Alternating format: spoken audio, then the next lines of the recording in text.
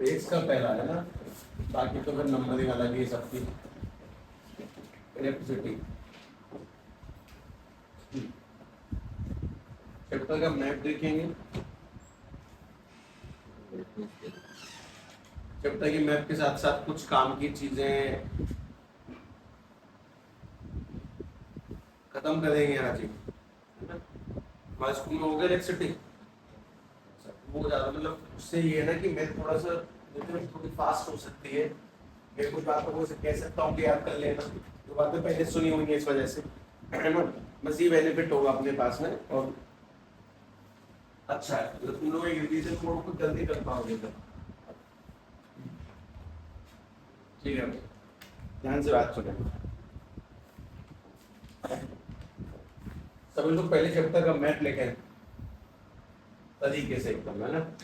Chapter की map में सबसे पहले जो काम की चीज है उसका नाम है पॉइंट नंबर 1 यानी कि चार्ज। और चार्ज के अंदर ही पढ़ने को मिलता है तुम्हें टॉपिक, इसका नाम है quantization of charge. Point number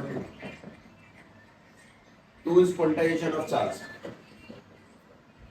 ये लो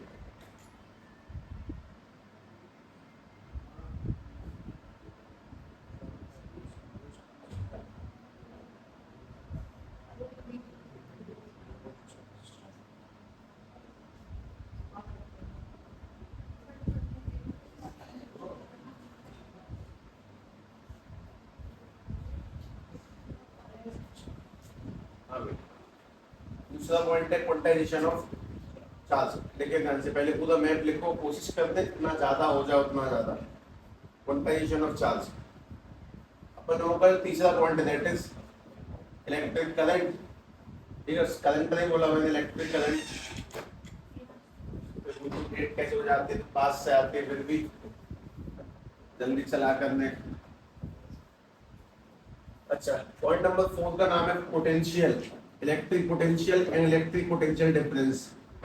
इसके ब्रैकेट में एक चीज और लगती है कि तुम जो पढ़ रहे हो पोटेंशियल वो सिंपल वाला है, electric potential and electric potential difference. हाँ, इस जगह पे तुम साफ साफ कह दूंगा कि यार याद कर लेना डेफिनेशन और ध्यान रख लेना फॉर्मूला, बाकी कोई चक्कर नहीं है किसी भी चीज का।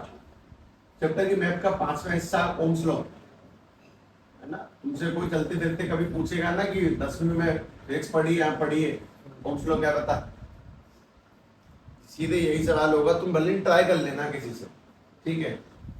तो कोई तुमसे सीनियर हो और वो तुमसे मतलब तुम उससे कहना कि भैया मुझसे 10वीं का कोई सवाल पूछ, वो छूटते तुमसे पूछेगा ओम्स लॉ बता क्या होता है। तो भले उसको खुद ना आता हो पर हमेशा वो ओम्स लॉ ही सबसे पहला सवाल होगा जो तुमसे पूछा करेगा, इसलिए ओम्स लॉ पहले काम की चीज है। और ओम्स लॉ में निकल के आएगा रेजिस्टेंस। रेजिस्टेंस जैसे निकल के आएगा वैसे तुम्हें कुछ बढ़िया बातें पढ़ने को मिलेंगी कि रेजिस्टेंस क्या है, रेजिस्टिविटी किसे कहते हैं, रेजिस्टेंस रेजिस्टिविटी क्या चीज है। और उसी के बाद में तुम लोग जब चले जाओगे अगले पॉइंट पे, उसका नाम होगा सीरीज एंड पैरेलल कॉम्बिनेशन। अब यहाँ पे तो मैं कह रहा हूँ series and parallel combination chapter के मैप का एक पॉइंट है, लेकिन पॉइंटिंग में न्यूमेरिकल है, बहुत सारे न्यूमेरिकल्स हैं। और हमने एक सीमा को तोड़ते हुए बहुत से सवाल किए थे, मतलब सीमा क्लास 10th की नहीं थी वो, है ना। तुमने जिस लेवल के सवाल किए थे उस लेवल के सवालों को किसी को दिखा भी दिया जाए तो उसमें भी आदमी एक आध बात को तो सोचेगा कि अरे क्या पढ़ रहे हैं भगवान जाने। अब फिर अपने पास में जो इसमें अगला पॉइंट निकल के आता है that is Joule's law of heating. 8वां पॉइंट है जूल्स लॉ ऑफ हीटिंग। और जूल्स लॉ ऑफ हीटिंग के बाद में जो 9th और लास्ट पॉइंट है इस पूरे चैप्टर का that is power and bill निकालना। पावर एक कंसेप्ट है और बिल के सवाल है।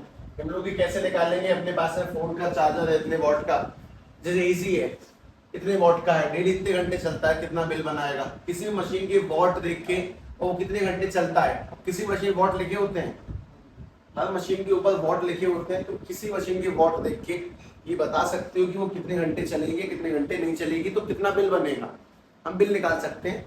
उसके लिए हमें जरूरी नहीं है कि हम किसी बाहर वाले वैज्ञानिक को बुलाएंगे तब हिसाब किताब लगाएंगे, तो घर बैठे भी चीजों का बिल निकाल सकते हो। तो वो वाली कहानी है।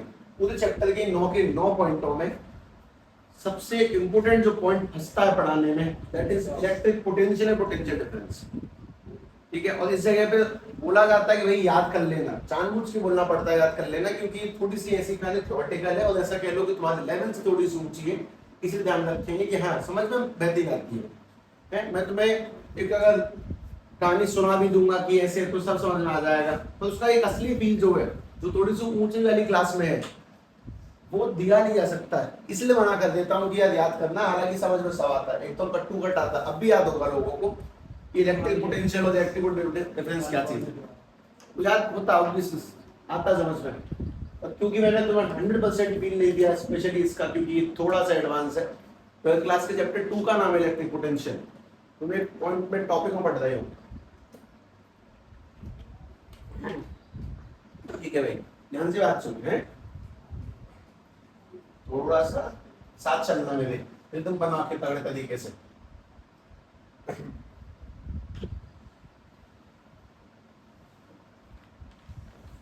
सभी के पेपर आते नहीं, इनके आते हैं पहले, इसीलिए रिवीजन रखे है ना। ध्यान से बात सुनो सभी लोग। पहली बात है what is charge.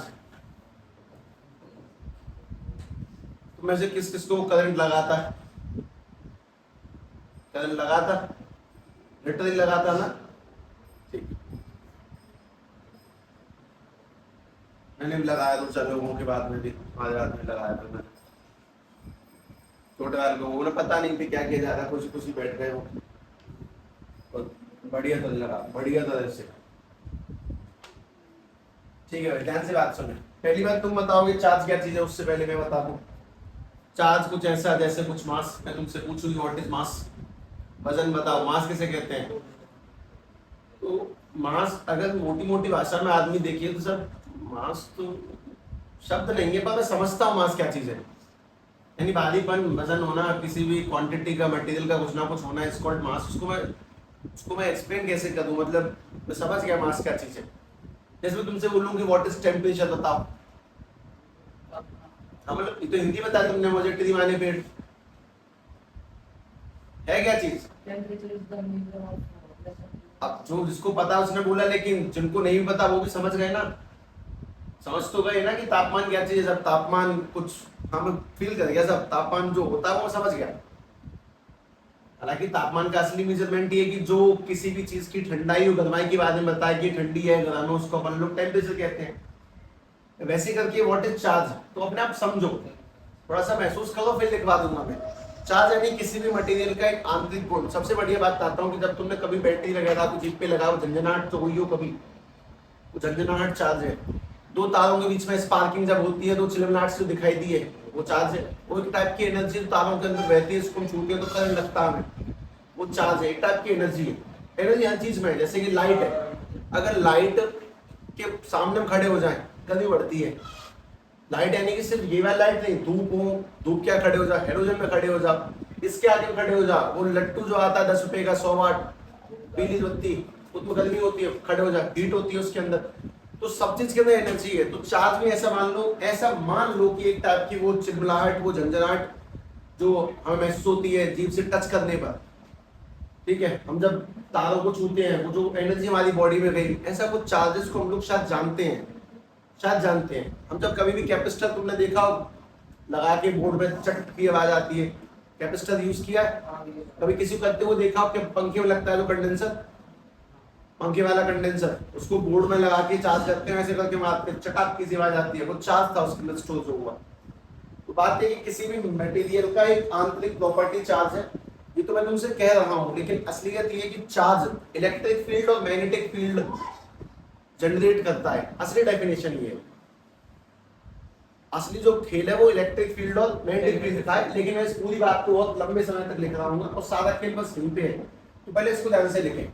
It is the intrinsic property of, it is the intrinsic property of metal. ये किसी मेटल का एक आंतरिक ऐसा गुण है जिसको मैं समझ रहा हूँ, अपने आप ही समझ रहा हूँ, क्या आपको अंदरूनी खेल है, ठीक है। लेकिन इसमें काम की बात ये है कि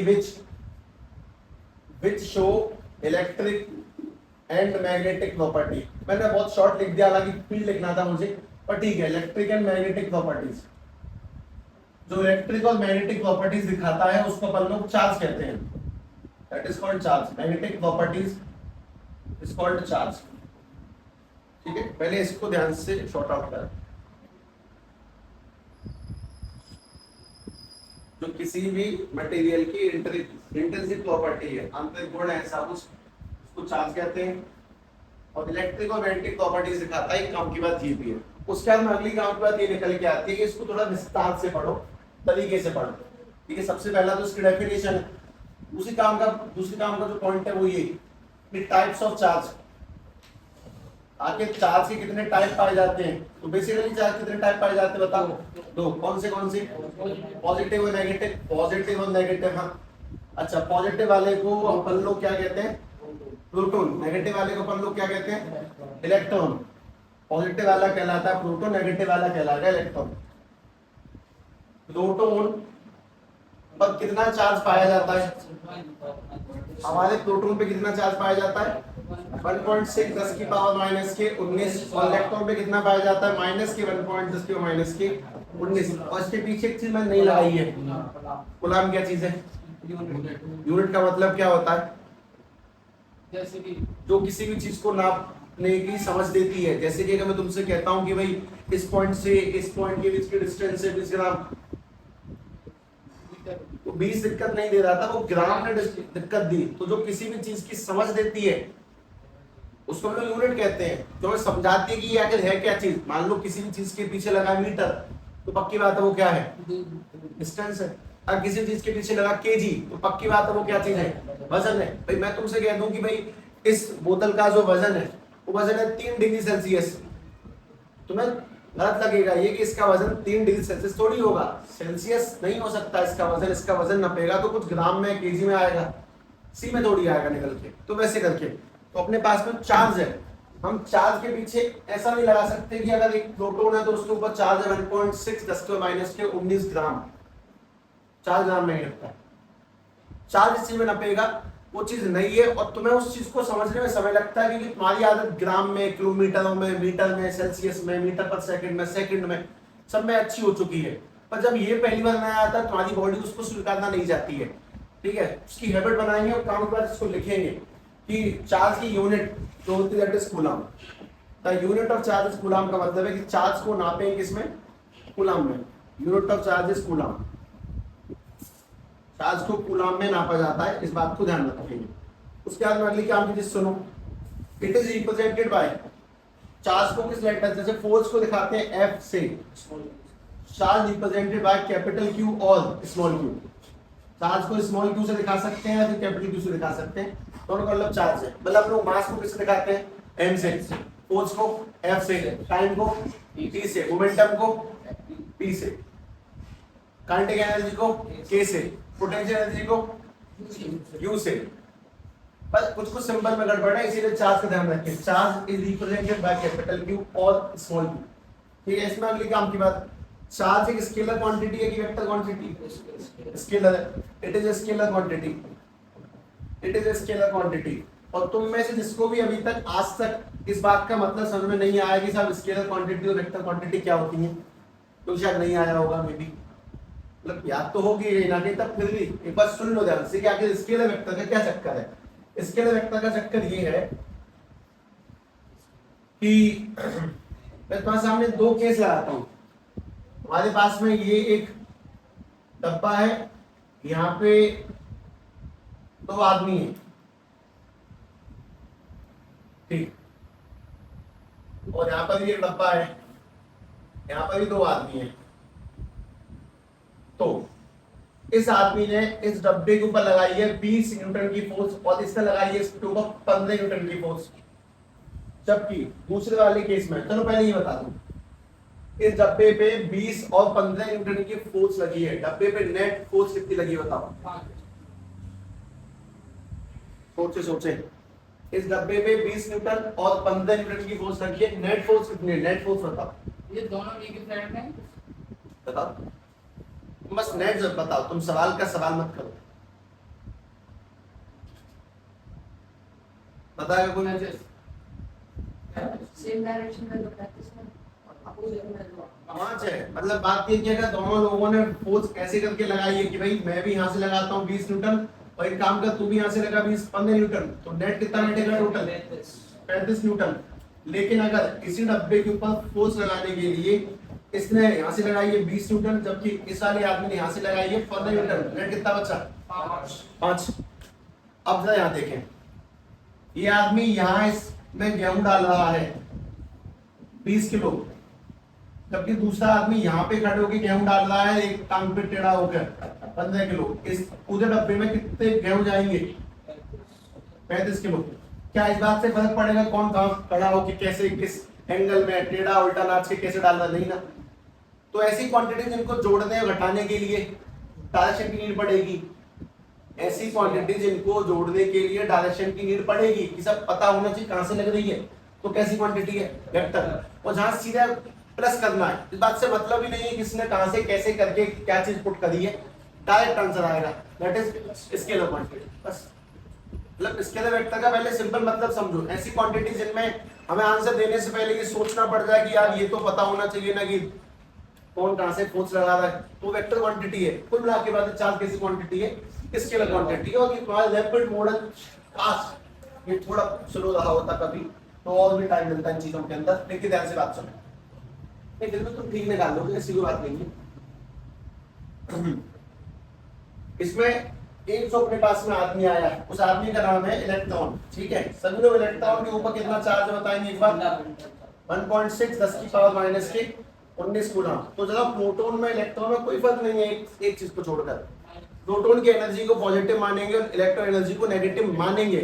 उस पे ऐसे नेगेटिव को लिखा नहीं होता है कि मैं नेगेटिव हूं, बस काम उल्टे होते हैं। जैसे कि अगर तुम्हारे पास में कोई दो मैग्नेट है, एक मैग्नेट है, चलो, तो तुम्हें ये बताना है कि इनमें से कौन सा नॉर्थ पोल है कौन सा साउथ पोल है, बताओ। ये बता सकते हैं ना? मैं अगर उस पर पेंट करके ले आऊं, ये लाल है ये नीला है, तो तुम कहोगे जी ये नॉर्थ पोल है ये साउथ पोल है। अगर मैं उल्टा पेंट करके ले आऊं तो तुम उसे मान लोगे? क्या तुम्हारे पास कोई अंदर से जाके चेक करने का तरीका है कौन सा नॉर्थ पोल साउथ पोल है? नहीं है ना।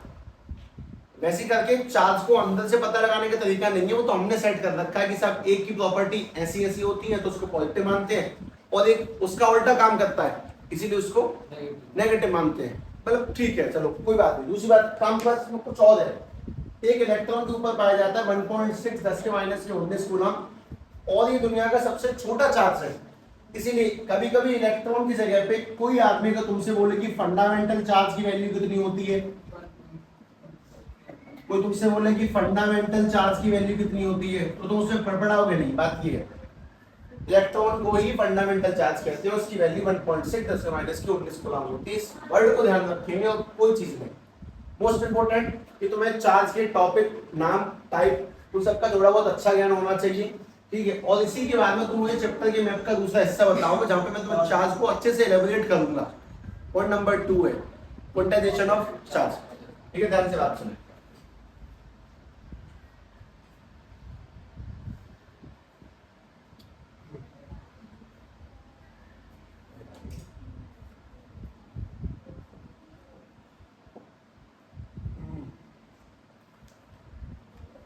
देखो लेके टॉपिक लेके अभी इसी में कनेक्ट होगा, इसी में कनेक्ट होगा।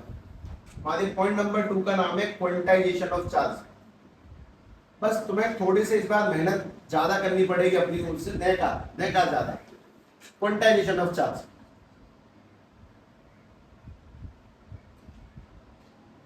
और जो आपका ना मोटा मोटा मतलब जान ले पहले तो।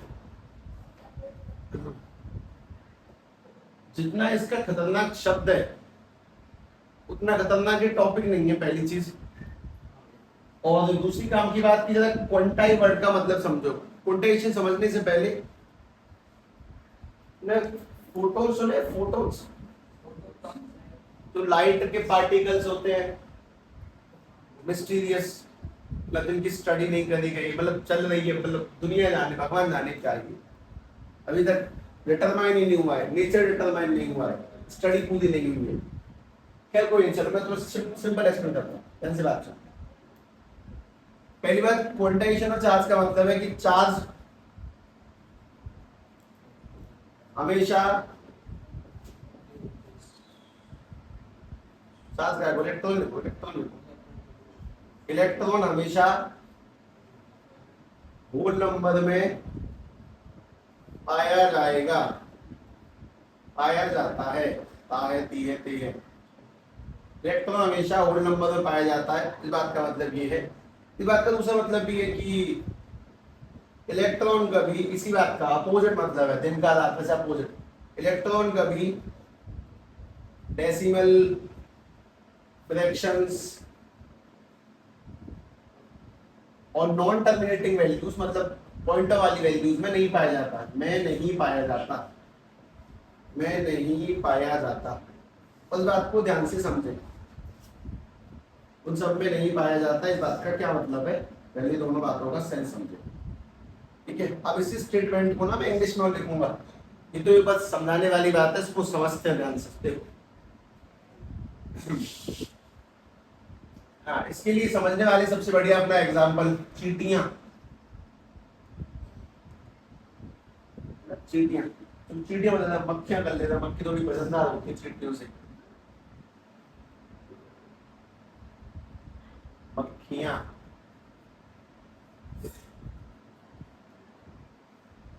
शॉर्ट में रिप्रेजेंट करेंगे भैया एम से। एक मक्खी में कितना वजन पाया जाता है?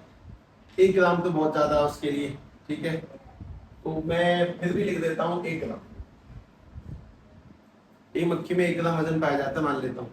1 ग्राम की जो बड़ी मक्खी मान लेते हैं, चलो 2 ग्राम मान लेते हैं, ठीक है। ये मानने वाली बात है क्योंकि तुम्हें डेसिमलों में खिलाना नहीं है मुझे। तुम मुझे बताओगे 2 मक्खियों में कितना वजन पाया जाएगा? अच्छा, सीधे 10 मक्खियों में 20 ग्राम। 6 ग्राम वजन के लिए क्या मक्खियां चाहिए? 3 मक्खियां चाहिए ना। अरे 3 मक्खियां कुल मिलाकर तुमसे 2 बातें पूछता हूँ, ध्यान से देखो। क्या तुम्हें मक्खी देके उनका वजन पूछता हूँ या वजन देके मक्खियों की संख्या पूछता हूँ? ठीक है, दोनों सवालों जवाब ध्यान से देंगे। मेरे 2 सवाल हैं, या तो मैं तो मक्खी देके उनका वजन पूछूंगा या मैं वजन देके तुमसे मक्खियां पूछूंगा। तो सवालों के जवाब देने बस ध्यान से। आपस से 5 मक्खियों में कितना वजन होगा? तो कैसे निकाल रहे हो? मल्टीप्लाई कर दो ना सीधे, कट टू कट। 1 में 2 ग्राम है तो 5 10 ग्राम होगा, 5 दूनी 10 होता है, ऐसे करके तो सवाल का जवाब देंगे। 8 ग्राम वजन के लिए क्या मक्खियां चाहिए? 4 मक्खी। अब तुमने क्या किया? डिवाइड, कुछ भी करा पर तुम्हारा आंसर सही आ रहा है, कुल मिला के बात की। तो सवाल का जवाब दे। 9 ग्राम वजन के लिए क्या मक्खी चाहिए? 8 ग्राम के लिए 4 मक्खी हो सकती हैं, 10 ग्राम के लिए, 9 ग्राम के लिए पॉसिबल नहीं है। 4.5 मक्खी करेंगे तो हमने मक्खी को मार डाला, मक्खी आधी काट दी हमने, मक्खी आधी नहीं कट सकती। इस बात का मतलब है कि मक्खियों का वजन फिक्स है, कैसे पाया जाएगा? 2 4 6 8 10। क्या कभी ऐसा हो सकता है कि मैं तुमसे पूछूं मतलब 1 ग्राम वजन के लिए क्या मक्खी होगी? नहीं भाई, एक मक्खी में सबसे छोटा वजन कितना है? 2 ग्राम है, तो 2 ग्राम से छोटा तो आंसर आ ही नहीं सकता कभी भी, पहली बात तो ये।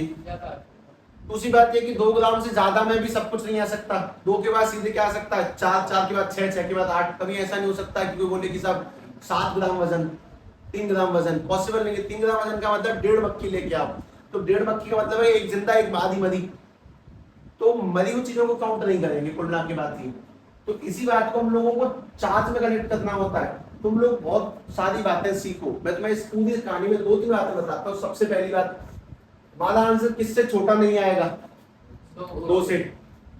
दूसरी बात, हमारा आंसर क्या नहीं आएगा? और नंबर नहीं आएगा, 3 5 7 इस तरह से आंसर नहीं निकल के आएंगे। 3 नहीं आना, 5 नहीं आना, 7 नहीं आना। अच्छा, अगली बात, हमारे मक्खियों की संख्या कैसे नहीं निकल के आएगी? डेसिमल में निकलेगी कि भैया 2.5 मक्खियां ले आओ। हमारी मक्खियों की संख्या होल नंबर में रहेगी हमेशा, 2 मक्खी 3 मक्खी, ये तो वजन है। मास कभी भी डेसिमल में नहीं आने वाला, पहली चीज। और मक्खियों की संख्या है ना, मक्खियों की काउंटिंग ऑफ मक्खी लिख दिया मैंने, ठीक है। मक्खियों की संख्या अपने पास में वो कभी भी कैसी नहीं होगी? डेसिमल नहीं होगी भाई। 2 मक्खी 3 मक्खी 4 मक्खी 5 मक्खी, 10.5 मक्खी नहीं हो सकता। तो मक्खियां हमेशा कैसे पाई जाएंगी? होल नंबर में, वो कभी भी डेसिमल्स में फ्रैक्शंस में नहीं पाई जाएंगी। 2-3 बातें, एक मक्खी का कितना वजन है उससे छोटा नहीं मिलेगा, मक्खियां डेसिमल में नहीं मिलेंगी, और 2 के बाद में जो आंसर आएंगे वो सारे नहीं हो सकते हैं।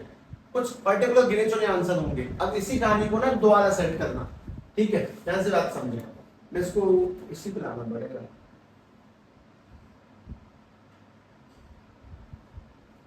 एक मिनट,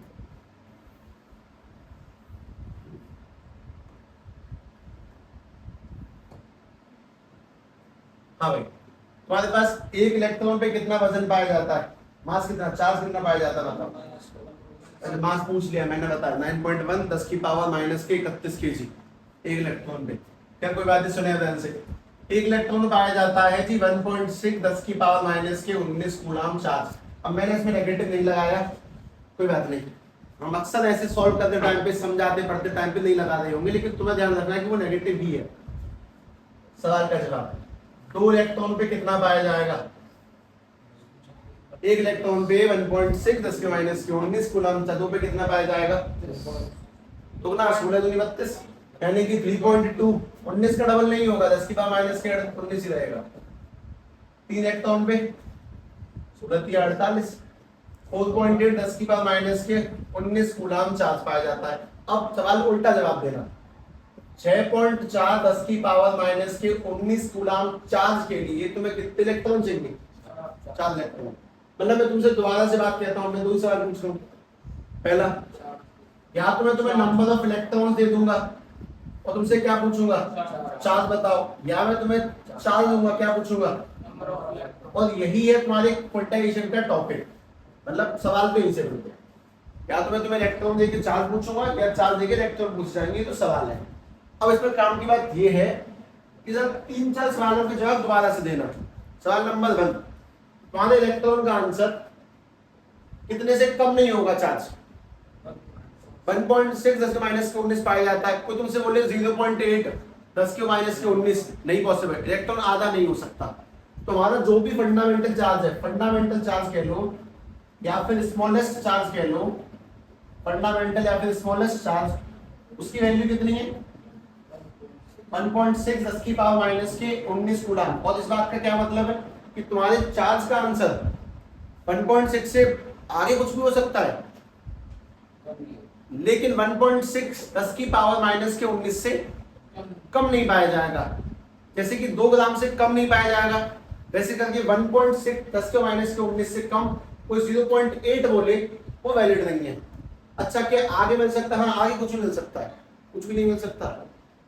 आगे भी जो आंसर मिलेंगे वो कैसे मिलेंगे, 16 के जोड़े में मिलेंगे, 16 32 64 इस तरह से। कोई तुमसे बोले कि साहब दो पाया है चार्ज, 2 10 के माइनस के 19, नहीं है पॉसिबल। मतलब इस बात को भी समझे कि चार्ज भी कुछ लिमिटेड होगा, मतलब कि 16 है तो 16 दूनी 32 48 64 कुछ इस तरह से आगे बढ़ेगा, वो भी ऊपटा नहीं पाया जा सकता। जैसे मैं तुमसे बोल दूं कि भैया बताना कि 16 ठीक है, 3 2 ठीक है, 3.0 10 की पावर माइनस 19 कूलम के लिए कितने इलेक्ट्रॉन चाहिए, पॉसिबल ही नहीं है। तो अगर आगे भी बढ़ाएंगे आंसर, तो आंसर को फिलहाल ऐसे याद रख लो कि हमेशा कैसे बनेगा, वैसे 16 नहीं है वो तो समझने के 16 कर देते हैं, फिर भी लिख देता हूं, हमारे चार्ज का जो आंसर होगा वो हमेशा 16 के मल्टीपल में होगा, 16 के मल्टीपल में होगा। ऐसा मैं तुम्हें कुछ समय के लिए समझा रहा हूं, बात को ध्यान रखेंगे। और दूसरी काम की बात ये कि जब हमें चार्ज की वैल्यू दी जाएगी तो इलेक्ट्रॉन कभी भी कैसे नहीं पाए जाएंगे, डेसिमल में नहीं पाए जाएंगे। इलेक्ट्रॉन की संख्या संपूर्ण निकल के आएगी 10 20 30 40 50 60 70 80 90 100। कोई ऐसा नहीं कह सकता कि 3.5 इलेक्ट्रॉन है। इलेक्ट्रॉन को तुम काट नहीं सकते, एक इलेक्ट्रॉन छोटा इलेक्ट्रॉन उस पर चार्ज 1.6 10 के माइनस के 19, उससे छोटी वैल्यू नहीं पाई जाती है। तो इलेक्ट्रॉन हमेशा कैसे पाया जाएगा, electron found in always whole number, found in whole number, electron हमेशा होल नंबर में पाया जाएगा। और इसी बात को हम लोग कहते हैं क्वांटाइजेशन ऑफ चार्ज। इस टॉपिक को मैं तो वहां पे लिख के बताता हूँ इंग्लिश में, जो असली डेफिनेशन है, ठीक है, वो देखिए, charge always found in whole value, बस बात खत्म। लेकिन इसको थोड़ा सा फिजिक्स वाली भाषा में लगाया जाए, always found in integral multiple of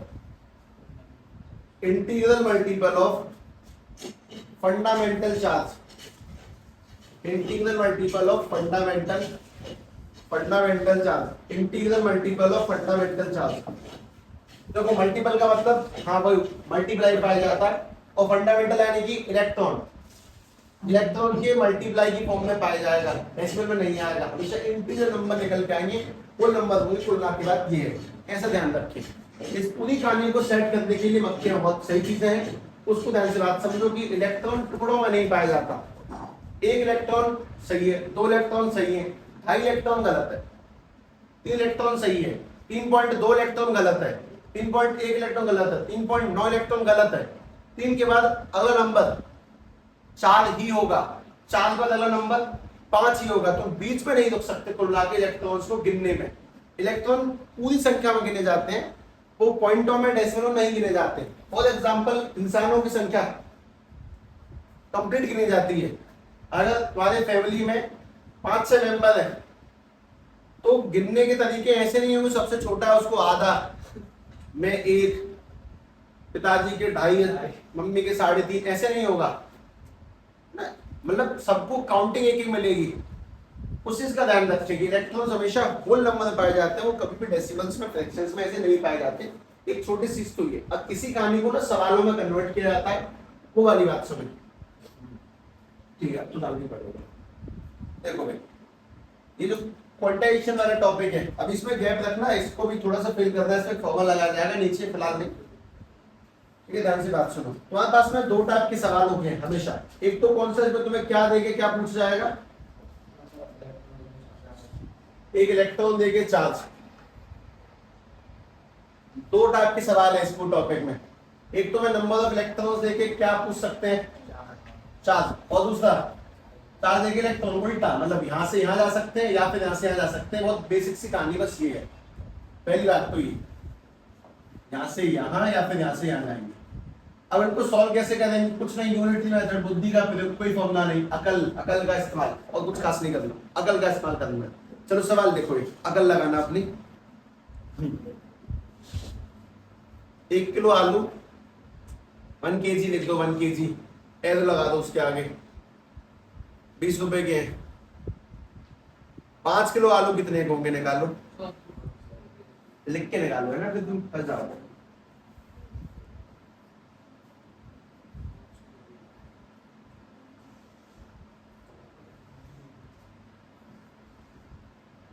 एक किलो आलू 5 रुपए के, नहीं 20 रुपए के।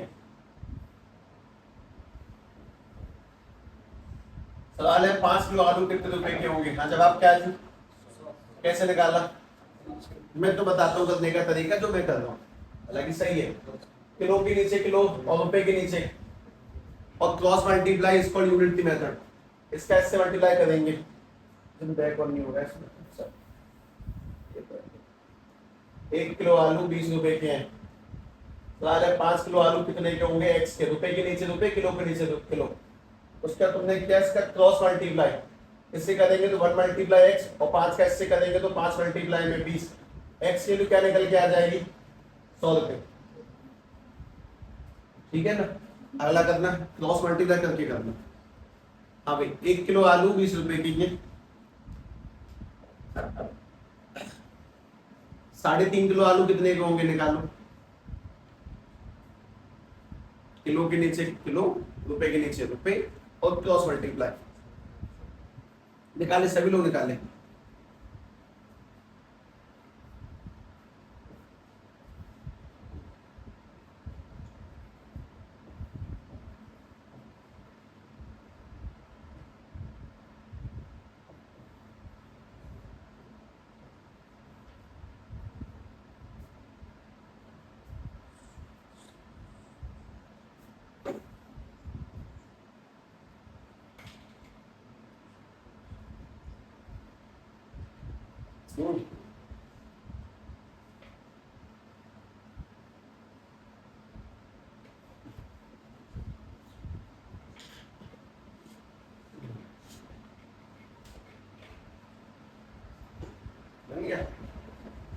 क्रॉस मल्टीप्लाई करते हैं ना, इसका इससे किया, 1 multiply x equal to 3.5 multiply में 20, एक्स इक्वल टू में कौन हटा के मैंने 0 बढ़ा के काटा, 2 35 इंटू 2 70 रुपए, 70 रुपए ये आ जाएंगे, क्रॉस मल्टीप्लाई किया।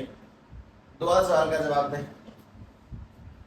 हाँ भाई, 1 किलो आलू 25 रुपए के हैं, तो 175 रुपए में कितने किलो आलू आएंगे निकालो। हमें रुपए के नीचे रुपए, किलो के नीचे किलो। अब मैंने तुम्हें रुपए दिए, किलो पूछ रहा हूँ। पहले मैंने तुम्हें किलो दिए, रुपए पूछे थे। Cross multiply, this method is called unitary method. Kilo के नीचे किलो, रुपए के नीचे रुपए और क्रॉस मल्टीप्लाई। जो चीज दी है उसके नीचे वही चीज रखो, बाकी क्रॉस मल्टीप्लाई कर लो।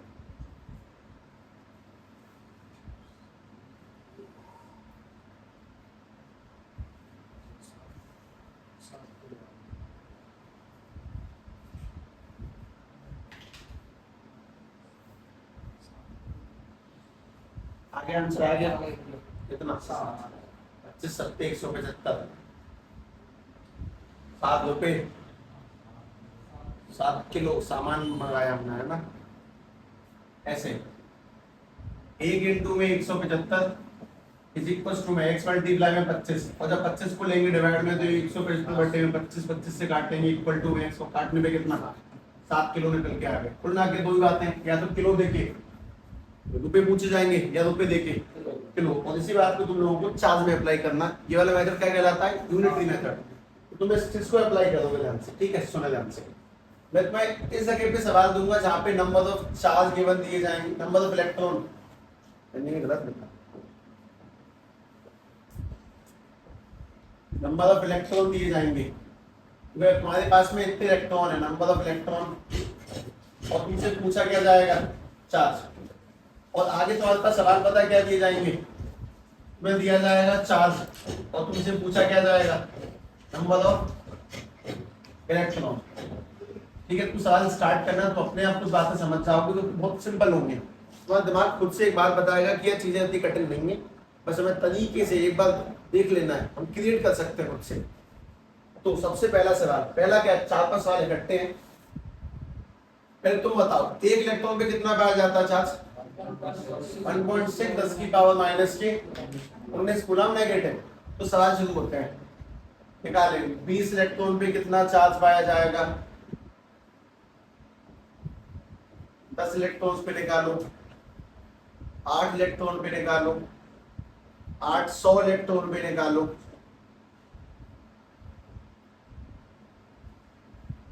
और 500 इलेक्ट्रॉन पे चार्ज निकालें।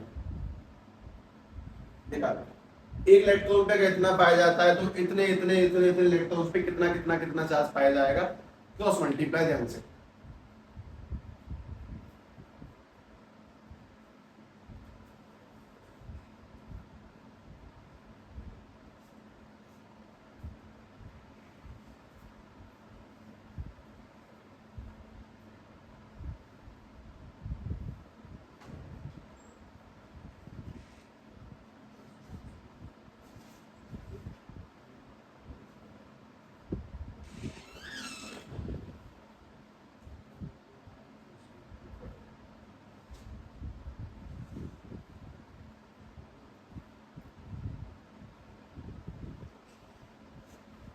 भाई उसी दिमाग का इस्तेमाल करो। एक पर इतना है तो 20 पर कितना होगा?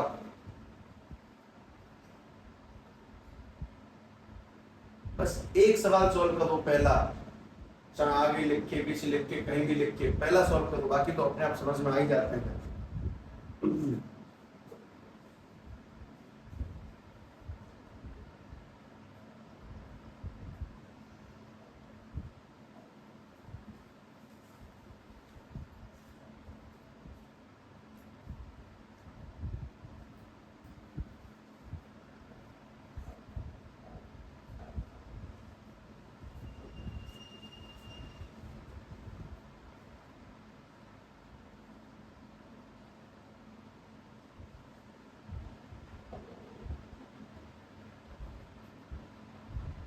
जब भी क्वेश्चन सॉल्व करो ना, उसमें यूनिट मत लगाना सॉल्व करते टाइम पे।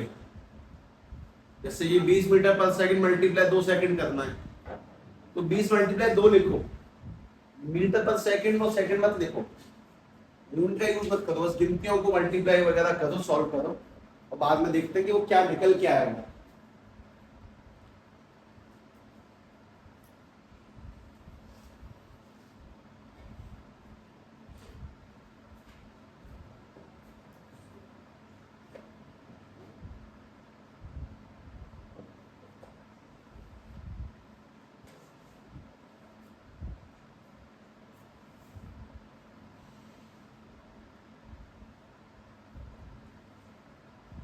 कल कौन सा दिन है?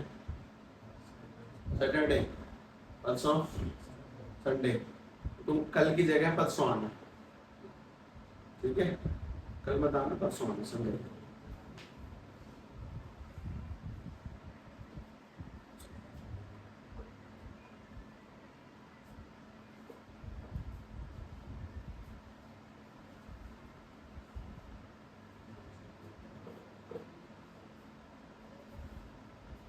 आया इसका आंसर आया? पहले वाले का बता दो। 32। पहले वाले में कितना चार्ज है? 32 इंटू 10 की पावर माइनस के 19 कूलम। इसका बता दो। 16 इंटू 10 की पावर माइनस के 19 कूलम। इसका बता दो।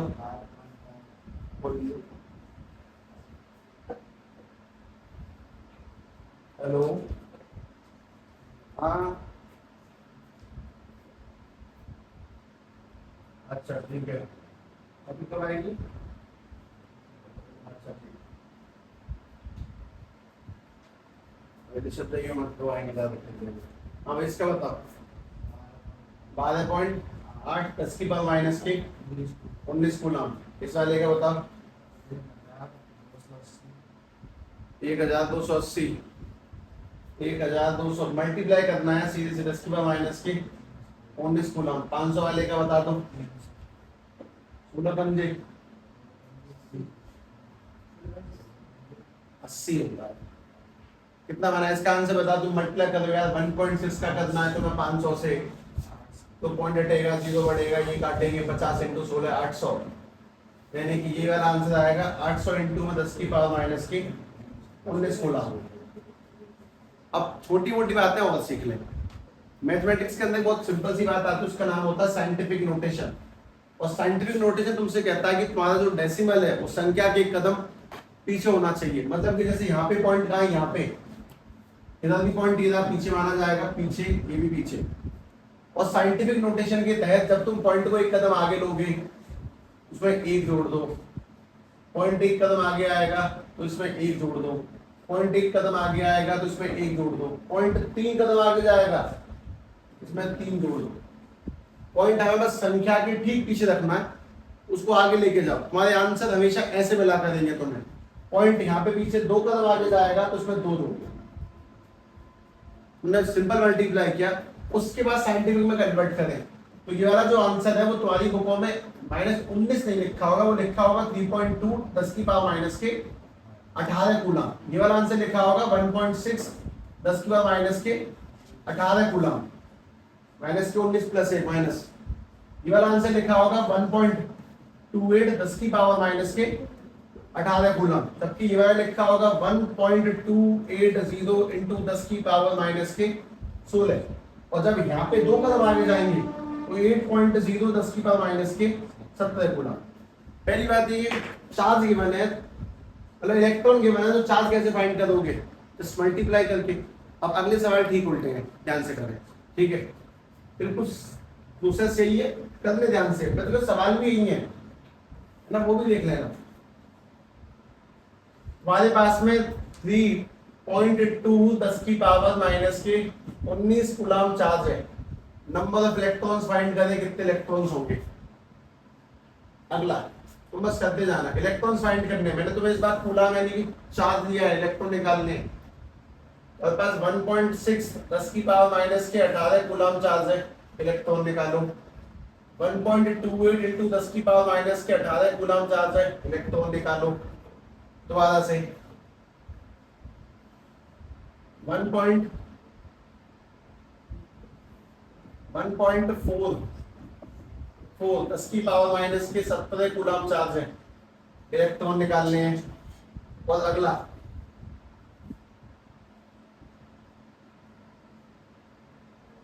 9.6 10 की पावर माइनस के 10 कूलम चार्ज है, इलेक्ट्रॉन निकालने। अब इस पूरे खेल में जो एक दिक्कत आएगी वो थोड़ी सी सॉल्व करने वाली, और वो दिक्कत महसूस करो, पहले सॉल्व करो, क्रॉस मल्टीप्लाई करो, चीजों को ट्रांसपोज करो। वो जब तुम फंस जाओ, दिक्कत आएगी, सब सॉल्व नहीं होगा, तब मैं करूंगा। मैं तो 2 मिनट का टाइम देता हूँ पहले सवाल को सॉल्व करने के लिए। लिखो पहले, ऐसे लिखो। एक इलेक्ट्रॉन में कितना पाया जाता है? 1.6 10 के माइनस के 19 कूलम चार्ज, तो 3.2 10 की पावर माइनस के 19 कूलम चार्ज के लिए कितने इलेक्ट्रॉन चाहिए? x इलेक्ट्रॉन निकालने, करो क्रॉस मल्टीप्लाई, चीजों को काटो और कोशिश करो आंसर आ जाए, तुम्हारी बुद्धि से आ जाए वही काफी है, उसके बाद फॉर्मूला तो लिख ही देंगे कुल मिला के।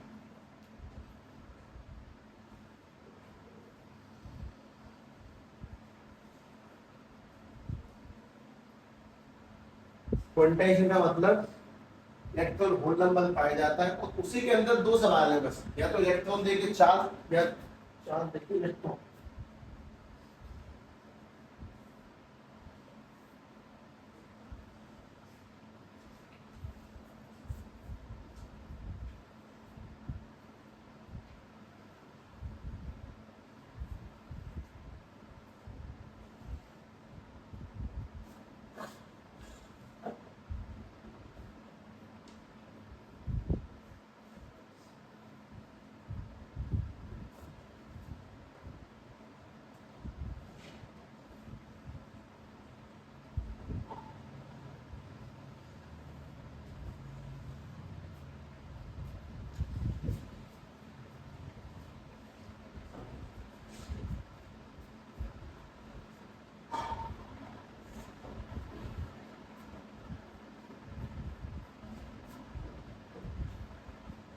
चलो ध्यान से करो।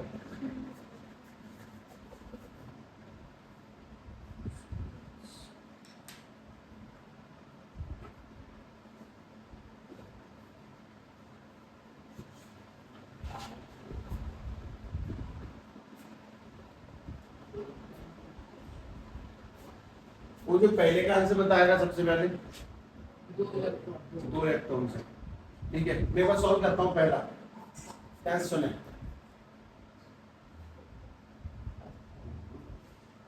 हाँ पहला सवाल, एक इलेक्ट्रॉन पे 1.6 10 के माइनस के 19 कूलम चार्ज पाया जाता है, तो 3.2 10 के माइनस के 19 कूलम चार्ज के लिए कितने इलेक्ट्रॉन चाहिए? x। तो करना है क्रॉस मल्टीप्लाई, जब तुम इसका करोगे 1 से, इसमें e वगैरह पे ध्यान नहीं देना है, c वगैरह नहीं लिखना है, तुम बस 1 से करो। तो 1 मल्टीप्लाई 3.2 10 के माइनस के 19 कूलम इक्वल टू में x का उससे करेंगे, तो x मल्टीप्लाई 1.6 10 के माइनस के 19 कूलम। सीधी बात, तुम x निकालना चाहते हो तो बाकी सब कुछ नीचे ले आओ डिवाइड में। तो 3.2 1 का मल्टीप्लाई करने से कोई फर्क नहीं है, इसलिए माइनस के 19 अपॉन में 1.6 10 के माइनस के 19 इक्वल टू x। और तुम एक काम सीख जाओ, x इक्वल टू बचा 3.2 पर 1.6, पॉइंट हटाओ उसके बाद सॉल्व करो। भले यहाँ पॉइंट से कट जाएगा फिर भी नहीं, पॉइंट के पीछे कितनी संख्या है? पॉइंट हटा 1 0, पीछे कितनी संख्या है? 1, पॉइंट हटा 1 0, तो रहेगा तुम्हारे पास में 320 अपॉन में 160, 0 0 काटा 16 से 32 कटेगा x वैल्यू 2, यानी कि इतने चार्ज के लिए तुम्हें कितने इलेक्ट्रॉन चाहिए? 2 इलेक्ट्रॉन। अगला करो, उससे अगला करो, ध्यान से, पॉइंट हटाने वाला चक्कर। ये वाला -19 से -19 कट गया, अगली बार नहीं कटेगा। ध्यान ये रखना कि तुम्हें जब कुछ ऐसा मिले तो बटे में माइनस की जरूरत है, तो ऊपर जाएगी तो पावर प्लस हो जाती है, यानी बन जाएगा 10 माइनस के 19 प्लस के 70 है। तो देख लेना, ट्राई करो, हालांकि उल्टा मिलेगा, आंसर अच्छे आएंगे इस बार।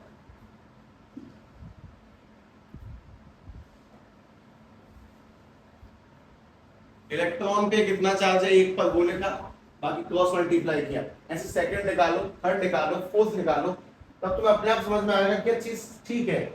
नंबर ऑफ इलेक्ट्रॉन देके चार्ज पूछते हैं और चार्ज देके नंबर ऑफ इलेक्ट्रॉन पूछ जाता है, और जस्ट क्रॉस मल्टीप्लाई करना है, आंसर अपने आप सेट होके आ जाता है।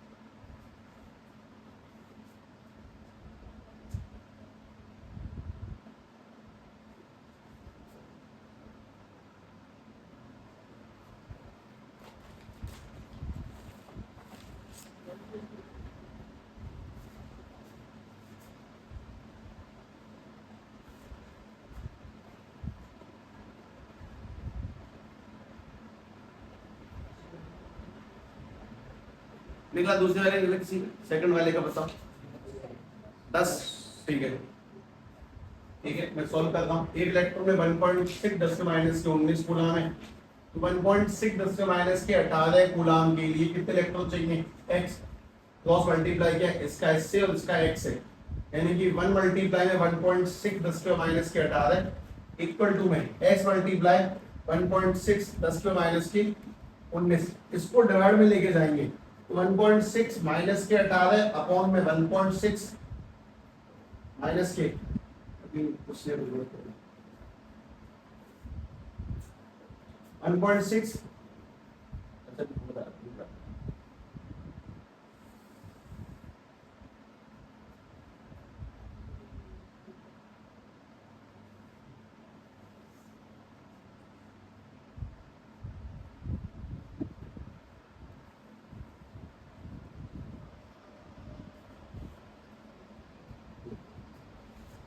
10 की पावर माइनस के 19 और इक्वल टू एक्स। एक चीज साफ साफ कट गई, सेम सेम कट गया बिल्कुल। माइनस के 19 को ऊपर लेके जाएंगे तो प्लस के 19 और इक्वल टू एक्स चल रहा है, इक्वल टू चलने दो। 19 में से डाले गए तो 1, यानी 10 की पावर 1 का मतलब 10 ही होता है। सुन ला के 10 इलेक्ट्रॉन्स पर 10 इलेक्ट्रॉन्स पर 10 इलेक्ट्रॉन पर कितना चार्ज पाया जाएगा? ध्यान रखना 10 इलेक्ट्रॉन पे कितना चार्ज है, 2 इलेक्ट्रॉन पे कितना चार्ज है। ठीक है, इसका अपन लोग यूज करेंगे। तुम इसका निकालो आंसर, इस वाले का आंसर सिंपल निकलेगा। करे कोशिश, इसलिए 8 है।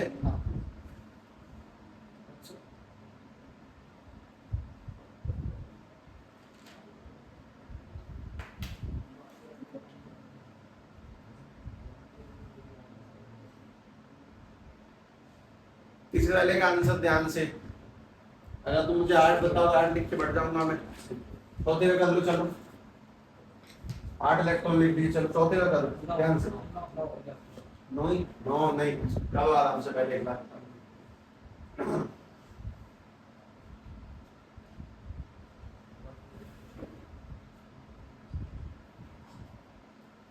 फोर्थ किया है, एक इलेक्ट्रॉन पे 1.6 10 की पावर माइनस के 19 कूलाम और 1.44 10 की पावर माइनस के 17 कूलाम के लिए कितने चाहिए?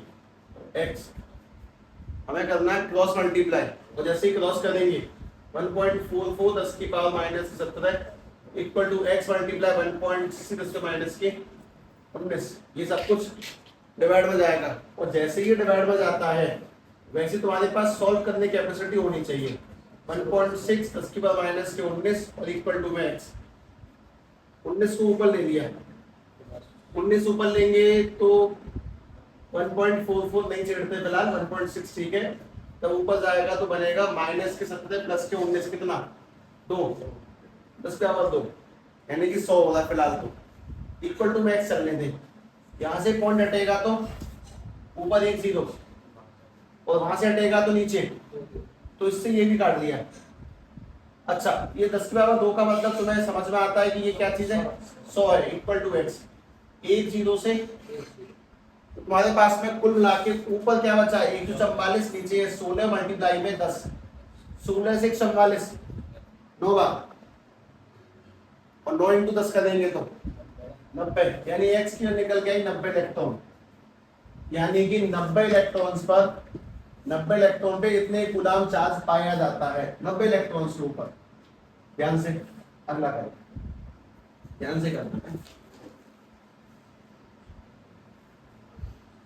चार्ज, इलेक्ट्रॉन, क्रॉस मल्टीप्लाई, इन चीजों को तरीके से सॉल्व करना सीखें। कैलकुलेशन को सवाल मानना छोड़ दो।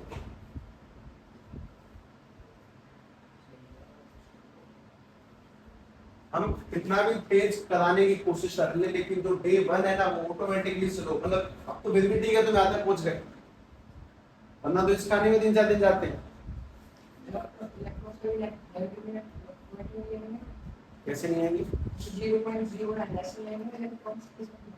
इलेक्ट्रिसिटी का नहीं आएगी, चार्ज ही आएगी। नहीं वो फुल आता है वो 6.2 पर, इसके बाद 18 0 डेसिमल में कन्वर्ट ही तो कर दिए, तो 0 काउंट कर ले। 6250000 16 जीरो आएंगे पर फिक्स सही है, मतलब लिखा साइंटिफिक में पॉइंटों में, पॉइंट है नहीं तो भाई जैसे मान ले मैं कहता हूँ हमारे पास 16,000 लोग हैं, मतलब वो 6.25 into 10 power 8 है।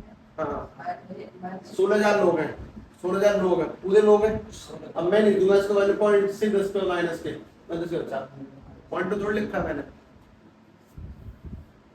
हाँ भाई इसका बना कुछ, ध्यान से बनाओ इसका, पांचवें वाले का बना है, एक इलेक्ट्रॉन पे 1.6 10 की पावर माइनस के 19 कूलम, तो कितने इलेक्ट्रॉन्स पे 9.6 10 की पावर माइनस के 10 कूलम, ये सवाल है।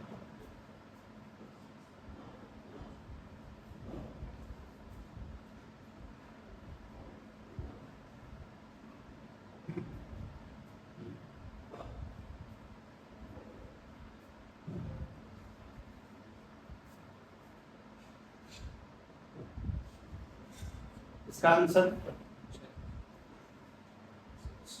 तुम्हें 16 6 इनका कोई रूल नहीं है 3000 में, 6 10 की पावर 9।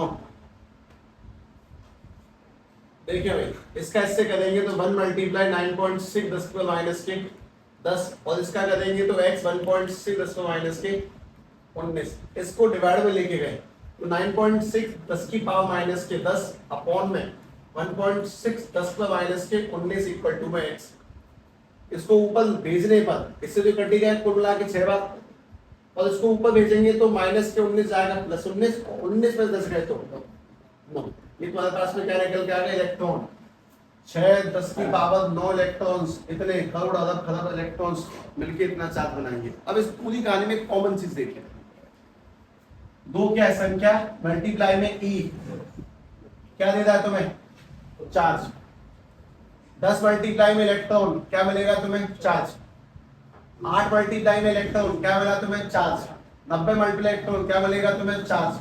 तो इसी बात को तुम्हारे इस फॉर्मूले में लिखने जा रहा हूँ कि एक फॉर्मूला याद रखेंगे कि चार्ज निकाल लेंगे नंबर मल्टीप्लाई ई कर सकते हैं, Q इक्वल्स टू एडी 10 इनटू इलेक्ट्रॉन 20 इनटू इलेक्ट्रॉन। और दूसरी काम पर सभी लोगों को फिर बस याद रखनी फिलहाल के लिए, क्योंकि ये थोड़ी सी बात का टॉपिक रह सकता है, मतलब समझा तो अभी जाएगा लेकिन फिर भी आज नहीं, ठीक है ध्यान से देखें कि एक कूलम चार्ज के लिए, एक कूलम चार्ज के लिए, ठीक है अभी पेंडिंग है ये, हमारे पास में 6.25 इंटू 10 की पावर 18 इलेक्ट्रॉन्स होने चाहिए, इसको बस ध्यान रखें, जानबूझ के नीचे बात सेट करिए कि एक कूलम चार्ज के लिए इतने, और इस बात का क्या मतलब है उसको तुम लोग ऑब्वियसली अभी तो नहीं पर पक्का जानोगे। पॉइंट ये कि आगे के टॉपिक तुम्हें दिखाई दे रहे होंगे कि तुम करंट पढ़ोगे, पोटेंशियल पढ़ोगे, तो ओम्स लॉ पढ़ोगे, है चैप्टर का मैप के हम लोग किस जगह है कितना जानना है, इसके सिवाय बाकी सारे थोड़े से फास्ट हो जाते हैं, उसमें कोई दिक्कत नहीं है, पर इतना ध्यान रखना क्योंकि बहुत ज्यादा खतरनाक सिस्टम नहीं है जैसा तुम लोगों के दिमाग में आज तक पहुंचा, ठीक है। बाकी परसों, ठीक है, कल ध्यान से नहीं, परसों ध्यान से, हाँ ठीक है।